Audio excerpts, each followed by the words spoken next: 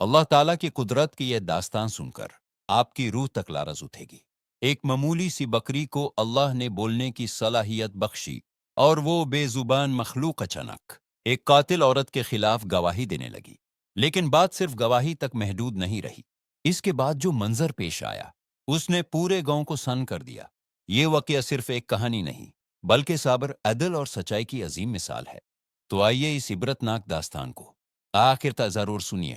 ایک چھوٹے سے گاؤں کی مٹی میں بسا ایک پرانا سا دھندلا گھر تھا جہاں یوسف اپنی دو بیویوں کے ساتھ زندگی گزار رہا تھا۔ اس کی پہلی بیوی زرینہ تھی جو برسوں سے یوسف کے ساتھ تھی، مگر تقدیر نے اسے اولاد کی نعمت سے محروم رکھا تھا۔ وہ ہر روز مسکرانے کی کوشش کرتی لیکن اس کا دل اندر ہی اندر ویران ہوتا یا رہا تھا۔ یوسف کی ماں امی جان جو پوتے کی آرزو میں تڑپتی رہتی تھی، آخر ایک دن انہوں نے اپنے بیٹے کی دوسری شادی کروا دی۔ یہ شادی نہ کسی امیر خاندان سے ہوئی، نہ کسی نواب کی بیٹی سے، بلکہ ایک یتیم، معصوم اور دلکش لڑکی سے جس کا نام صابا تھا۔ نہ ماں باپ، نہ کوئی سہارا، بس ایک بکری تھی جو اس کے بچپن کی ساتھی تھی۔ وہی بکری اس کا جہیز بنی اور اس کے ساتھ اس گھر چلی آئی۔ اس بکری کا نام تھا گلابو۔ صبا صرف 18 سال کی تھی۔ اس کے معصوم چہرے پر نور جھلکتا تھا، مگر جب وہ اس گھر میں داخل ہوئی، زرینہ نے اسے کبھی دل سے قبول نہیں کیا۔ ہر لمحہ اسے تانوں کے تیروں سے چھلنی کرتی، کاموں میں ذلیل کرتی اور توق الفاظ سے اس کا دل دکھاتی، مگر صبا سب کچھ خاموشی سے برداشت کرتی رہی۔ جب دل ٹوٹ جاتا، وہ اپنی بکری گلابو کو گلائی لگا کر آنسو پونچھ لیتی۔ کچھ مہینوں کے بعد اللہ نے صبا کو امید کی خوشخبری عطا کی۔ یوسف کی خوشی کا کوئی ٹھکانہ نہ رہا۔ گاؤں میں مٹھائیاں بانٹی گئیں۔ یوسف نے شکرانے کے نفل ادا کیے اور اللہ کا شکر ادا کیا، مگر زرینہ کا دل جال کر راکھ ہو چکا تھا۔ اس کی روح میں حساد کا زہر پھیل چکا تھا۔ وہ صابا سے اور بھی زیادہ نفرت کرنے لگی، جبکہ صابا اب بھی صبر کا پیکر بنی رہی۔ جب 9 مہینے پورے ہوئے، اللہ نے یوسف اور صبا کو ایک پیاری سی بیٹی سے نواز دیا۔ اس کا نام رکھا گیا عائشہ۔ گھر روشن ہو گیا۔ یوسف کی محبت عائشہ کے لیے حد سے باہر گئی۔ یہ دیکھ کر زرینہ کا دل اندر ہی اندر سارتا رہا۔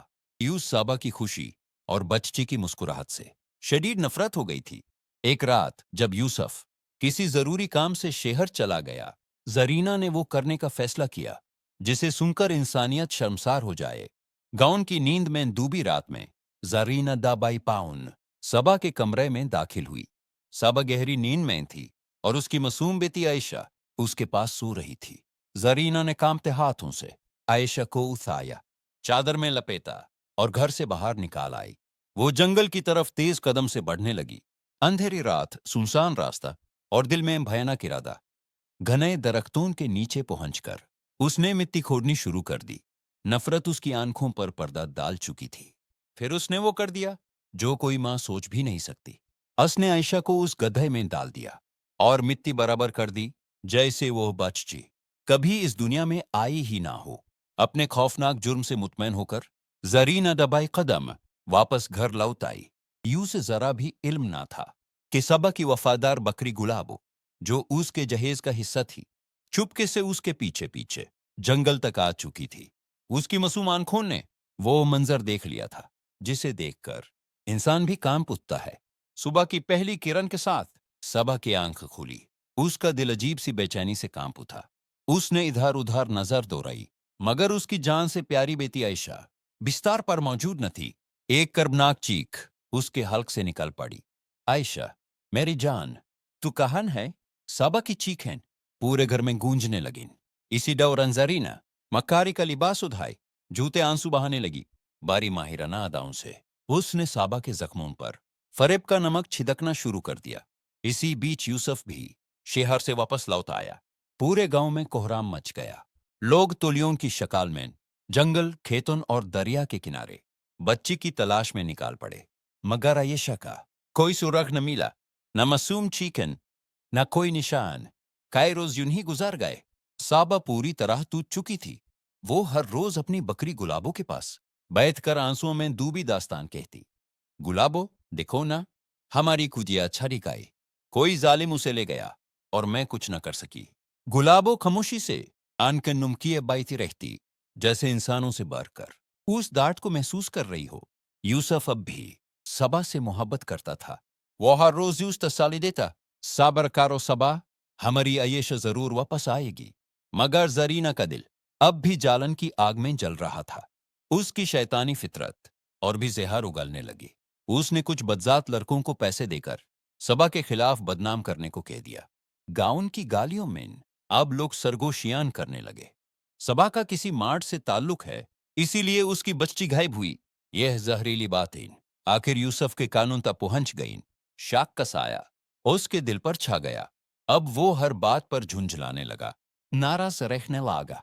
फिर एक दिन गाउन की अफवाहों, बदगुमानियों और शैतानियत ने अपना असर दिखाया और यूसुफ ने सबा को घर से निकाल दिया। सबा अनसोन से लथपाथ तूती हुई हालत में खुले मैदान की जानिब चल पड़ी। उसके पीछे गांव की भीड़ जमा हो गई। किसी ने ताना मारा, किसी ने बद्दुआ दी और कोई उसकी तरफ मिट्टी उछलने लगा। सबा की आंखें आसमान की तरफ उठ गईं। लाब कांप रहे थे, मगर जुबान खामोश थी और उसके साथ सिर्फ एक साया चल रहा था, उसकी बकरी गुलाबो। उसी लम्हाई अचानक गुलाबो ने एक अजीब सी जोरदार आवाज निकाली, इतनी बुलंद, इतनी पुरअसर कि पूरा गांव तहर गया। और फिर वो बकरी बोल पड़ी, गवा रहना आई लोगो। आयशा को जरीना ने जिंदा दफन किया था। मैंने अपनी आंखों से देखा। साबा बेगुनाह है, पाक दामन है, गुनाहगार जरीना है। पूरे गांव पर सन्नाटा छा गया। हर आंख हैरत, अफसोस और शर्मिंदगी से जरीना की तरफ उठ गई। उसका चेहरा सेफ्ट पड़ चुका था। यूसुफ के सबर का बैंड टूट चुका था। उसने जरीना को एक जोरदार तमाचा मारा और दहाड़ कर बोला, सच बात है, मेरी बेटी कहाँ है? जरीना पछतावे की आग में जल उठी। वो फुट फुट कर रोने लगी। जंगल में उस पुराने दरख्त के नीचे मैंने यूस दफन किया था। यूसुफ, साबा और गाउन वाले पागलों की तरह जंगल की तरफ दौड़ पड़े। मगर वहां पहुंचकर जो मंजर देखा वो दिल दहला देने वाला था। मिट्टी का गद्दा खुला हुआ था, लेकिन अंदर बच्ची नहीं थी। Siap Min, ini part 3 Roman Urdu, lanjutan langsung dari part 2 berdasarkan teks asli kamu, tanpa motong, tanpa meringkas, tanpa ngurang durasi. Alur 100% nyambung. Part 3 Roman Urdu, utuh, asli, tanpa potong. पूरे लोग सकते में आ गए। यूसुफ और सबा दोनों जामीन पर गिर पड़े। रो रो कर उनका बुरा हाल हो गया। उन्हें यकीन हो चला था कि शायद कोई जंगली जानवर उनकी आयशा को उठा ले गया है। फिर पूरे जंगल में सिर्फ एक ही आवाज गूंजती रही, आयशा, आयशा, मेरी जान तुम कहां हो? जवाब में सिर्फ जंगल की खामोशी थी, ऐसी खामोशी जो सबा की रूह को चीर कर रख रही थी। कई दिन इसी बेचैनी, तड़प और उदासी में गुजर गए। एक दिन एक अल्लाह वाले बुजुर्ग यूसुफ के गांव आए। उनकी रूहानी मौजूदगी से फीजा में उसी यूसुफ, जिसने जरीना के गुनाहों की सजा यूस तलाक देकर दे दी थी, अब अपनी तूती मगर पाक मोहब्बत सबा के साथ रह रहा था। दोनों बुजुर्ग के कदमों में जब बैठे, यूसुफ की आवाज लराज रही थी, आंख नूम थी। बाबा जी, हमारी बेटी आयशा गायब हो गई है। हम हर पल उसकी जुदाई में तड़पते हैं। हमारी जिंदगी अब सिर्फ सब्र, तन्हाई और बेबासी बन चुकी है। क्या हमारी बेटी कभी हमें मिलेगी? मेहरबानी करके दुआ फरमाइए। बुजुर्ग कुछ लम्हों के लिए खामोश हो गए। उन्होंने आंखें बैंड कर ली। वो उसी पुराने दरख्त के नीचे बैठे थे। यहां से सारी दास्तान ए डार्ट शुरू हुई थी। फिजा थमी हुई थी। साबा की आंखों में आंसुओं की झील थी और यूसुफ का दिल बेचैन धड़कनों से भरा हुआ था। कुछ देर बाद बुजुर्ग ने आंखें खोल दी। उनकी आवाज में कुदरत का सुकून और हक की गूंज थी। सुनो बेटा, तुम्हारी बेटी तुम्हें जरूर मिलेगी, मगर हर चीज का एक वक्त मुकर्रर होता है। अल्लाह ने तुम्हें आजमाइश में डाला है। तुम्हारी बेटी इसी जंगल में है, अल्लाह के अमान में, मगर वो तुम्हें पूरे 10 साल बाद मिलेगी, जब वो 12 साल की हो चुकी होगी। यूसुफ और साबा एक दूसरे की तरफ हैरानी और बेबासी से देखने लगे। बुजुर्ग ने अपनी बात जारी रखी, याद रखना, यही दरख्त, यही जगह। 10 बरस बाद अगर तुम्हें कोई 12 साल की लड़की इसी दरख्त के नीचे खेलती नजर आए, तो जान लेना कि वो तुम्हारी आयशा है। यूस पहले लग चाहो, लाख तलाश करो, वो तुम्हें नहीं मिलेगी। वो इसी जंगल में होगी, अल्लाह की हिफाजत में, मगर तुम्हारी आंखों से उछल रहेगी। ये सुनकर साबा फुट फुट कर रो पड़ी। दोनों ने सर झुकाकर اللہ کے فیصلے کو قبول کر لیا۔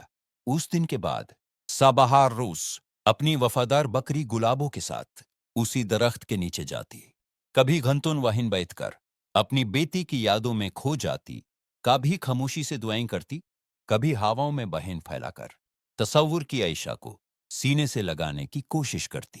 یوسف بھی اکثر وہیں بیٹھتا، آنسوؤں سے بھیگی آنکھوں کے ساتھ، فلک کی طرف دیکھ کر کہتا، یا اللہ، ہمارے صبر کا پھل ہمیں عطا فرما۔ وقت گزرتا رہا، دن مہینوں میں، مہینے سالوں میں بدلتے گئے۔ پورے 10 سال کا عرصہ گزر گیا۔ اب صبا کے چہرے پر ہلکی جھریاں نظر آنے لگی تھی۔ محنت اور غم نے اس کی کمار کو تھوڑا جھکا دیا تھا، مگر دل میں عائشہ کی محبت امید کی روشنی کی طرح اب بھی چمک رہی تھی۔ ایک دن صبح صبح سویرے اٹھی، گلابوں کو ساتھ لیا اور اسی درخت کے نیچے جا کر بیٹھ گئی، جہاں سالوں کی محبت اور انتظار کے نشان زمین پر نقش ہو چکے تھے۔ وقت گزرتا رہا، اچانک صبا کی نگاہیں چونک اٹھیں۔ ایک 12 سال کی حسین بچی ڈاورتی مسکراتی اسی درخت کی طرف آ رہی تھی۔ صبا کا دل زور زور سے دھڑکنے لگا۔ علی صبح سورج کی پہلی کرن کے ساتھ عبداللہ اور علینا پھر جنگل کی طرف روانہ ہوئے۔ ہر کانٹے بھری جھاڑی، ہر نالا، ہر پتھری گلی انہوں نے چھان ماری۔ انایا میری بیٹی، دیکھو تمہاری امی آ گئی ہے۔ ہر پکار جنگل کی خاموشی میں گم ہو جاتی، لیکن دونوں کی آنکھوں میں مایوسی نہیں بلکہ امید کی روشنی تھی۔ لیکن جس جھونپڑی کا ذکر اس بچی نے کیا تھا وہ کہیں نظر نہیں آئی۔ سورج ڈھلنے لگا اور آج کی تلاش بھی ایک خاموش ناکامی کی طرف بڑھنے لگی۔ علینا کی آنکھوں سے آنسو بہنے لگے، مگر اس دفعہ وہ آنسو کمزوری کے نہیں، ارادہ کے تھے۔ میں ہار نہیں مانوں گی، ہماری انایا یہیں کہیں ہے اور میں اسے ڈھونڈ کر رہوں گی۔ علی صبح پھر وہی امید لیے دونوں نکل پڑے۔ کچھ آگے بڑھے ہی تھے کہ ایک منظر نے انہیں روک لیا۔ سامنے ایک بزرگ تھا، ہاتھ میں سفار کا تھیلا اور دوسرے ہاتھ میں ایک معصوم بچی۔ جیسے ہی علینا کی نظر اس بچی پر پڑی، اس کے ہونٹوں سے بے اختیار نکلا، عبداللہ، یہی ہے، یہی ہماری انایا ہے۔ دونوں بھاگتے ہوئے بزرگ کے پاس پہنچ گئے۔ بابا، ہمیں آپ سے بہت ضروری بات کرنی ہے۔ یورو بچے ہماری بیٹی ہے، ہماری کوئی ہوئی اولاد۔ بزرگ نے سخت نظروں سے دیکھا، اس کے چہرے پر بے چینی اور الجھن صاف نظر آ رہی تھی۔ تم کیا کہہ رہے ہو؟ یہ میری بیٹی ہے، تمہاری کیسے ہو سکتی ہے؟ عبداللہ نے آگے بڑھ کر لارستی آواز میں کہا، اللہ کا واسطہ ہے بابا، ہماری بات سن لیجئے۔ پھر اس نے 10 سال پرانا سارا واقعہ سنا دیا، زندہ دافن کی ہوئی بیٹی، جنگل، خالی قبر اور اللہ والے بزرگ کی پیشگوئی۔ یہ سن کر بزرگ کچھ دیر خاموش ہو گئے، پھر ان کی آنکھوں سے آنسو بہ نکلے۔ میں نے اپنی بیٹی نہیں دوں گا، میں نے اس کی جان بچائی، میں نے اسے پالا، محبت دی، یہ میری جان ہے۔ علینا اور عبداللہ دونوں زمین پر جھک گئے۔ بابا، آپ جب چاہیں اس سے مل سکتے ہیں، لیکن ہم سے ہماری اولاد چھین نہ لیں۔ اللہ نے ہماری دعا قبول کر لی ہے۔ کچھ لمحات کے لیے بزرگ گہری سوچ میں ڈوبے رہے، پھر آہستہ سے بولے، ہاں، یہ تمہاری ہی بیٹی ہے، مگر یاد رکھنا، میں نے اسے اولاد سے زیادہ چاہا ہے۔ پھر انہوں نے بچی کا ہاتھ علینا کے ہاتھ میں دے دیا۔ علینا نے انایا کو اپنی باہوں میں بھر لیا۔ وہ لمحہ کوئی عام پل نہیں تھا، وہ صبر کا انعام تھا، وہ دعاؤں کا جواب تھا، وہ ٹوٹے ہوئے دلوں کا جڑنا تھا۔ پورا گاؤں حیران تھا۔ جو لوگ کل تک علینا پر انگلی اٹھاتے تھے، آج اس کے صبر، سچے اور محبت کے سامنے سر جھکائے کھڑے تھے۔ اللہ نے صبر کا صلہ دے دیا تھا۔ انایا اپنے ماں باپ کے پاس لوٹ آئی تھی۔ صبر اور یقین انسان کے سب سے بڑے ہتھیار ہوتے ہیں۔ جدائی ہمیشہ کے لیے نہیں ہوتی۔ جب دل سے دعا نکلتی ہے تو ناممکن بھی ممکن ہو جاتا ہے۔